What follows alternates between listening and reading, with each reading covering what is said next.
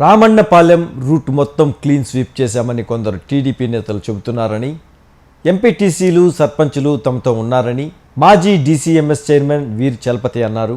TDP నేతలు వాళ్ళ ఓట్లు ఎక్కడ ఉన్నాయో కూడా వారికి తెలియని వారిని 5 ఏళ్లకు ఒకసారి వచ్చి ఇక్కడ ఓట్లు వెతుక్కొని వెళ్ళిపోతారని ఆయన పేర్కొన్నారు. కమ్మపాలెంలో టీడీపీ చేరికలపై ఆయన మాట్లాడారు.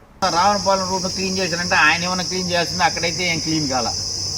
రావణపాలెం ఎంపీటీసీ కామేశ్వరి మాతోనే ఉంది, ఆలుపాడు సర్పంచ్ మాతోనే ఉన్నాడు, మానిగుండపాడు సర్పంచ్ మాతోనే ఉన్నాడు.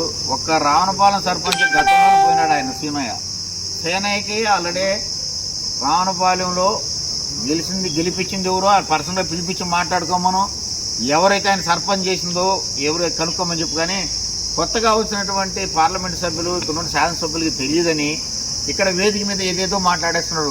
రావణపాలెం లైన్ అంతా క్లీన్ అయిపోయింది అన్నాడు. ఏ ఒక్కరన్నా పోయినారని అడుగుతా ఉన్నా.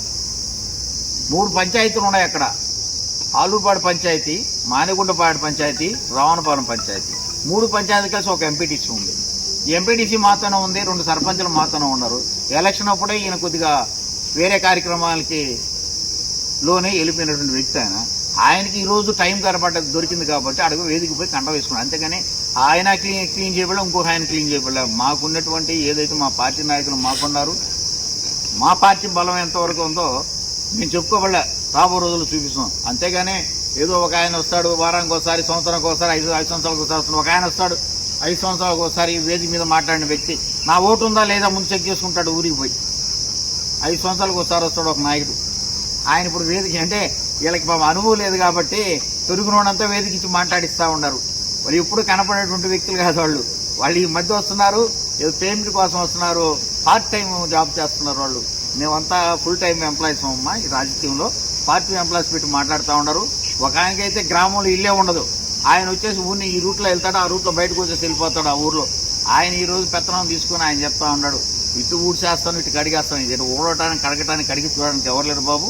కొడవలూరు మండలం అయితేనే కోవూరు నియోజకవర్గంలో కానీ కొడవలూరు మండలంలో కానీ వైఎస్ఆర్ కాంగ్రెస్ పార్టీ బలంగా ఉంది. ఎలాంటి ఇబ్బంది లేదు, కడగటానికి కడిగించుకోవడానికి ఎవరు లేరు. వాళ్ళు ఏమైనా ఉంటే శుభ్రంగా వాళ్ళే కడుక్కోవాల్సిందే. కానీ ఆయన చెప్పినట్టు విధంగా రావణపాలెం అంతా ఊడ్చుకోపోయిందంటే ఏం ఊడ్చుకోపాలి. 3 పంచాయతీలు 2 పంచాయతీలు మా దగ్గరే ఉంది, 3 పంచాయతీలు సంబంధించిన ఎంపీటీసీ మా దగ్గరే ఉంది.